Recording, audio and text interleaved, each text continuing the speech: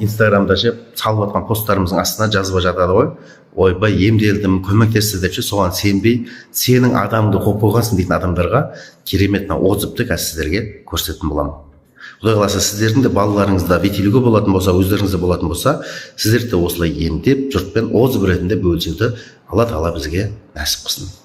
Осындай немен қызыма витаминдер алып ішкізіп қой, дәл осы жаңағы vitiligoсы бойынша. И ол вообще көмектескен, оны где-то бір 6 айда іштіп, 3 айда результаты болады деген, бірақ болған жоқ. А кейіннен уже сіздердің өнімдеріңізді қарап отырдым. Мен былтыр февральда келген болатын.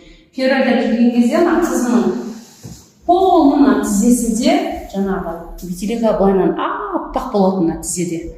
Аллаға шүкір, қазіргі таңда уже полный аз-маз Құдай қаласа азайдым, жабылды полный. Өйткені қызым көйлек кие алмайтын, шорт кие алмайтын, мектепке барған кезде даже ақ кафрон кие алмайтын, қара кафронмен барады. Өйткені ұялады, қыз баласы болған екен. Қазір міне Аллаға шүкір, кәдімгі результаты керемет, өте керемет.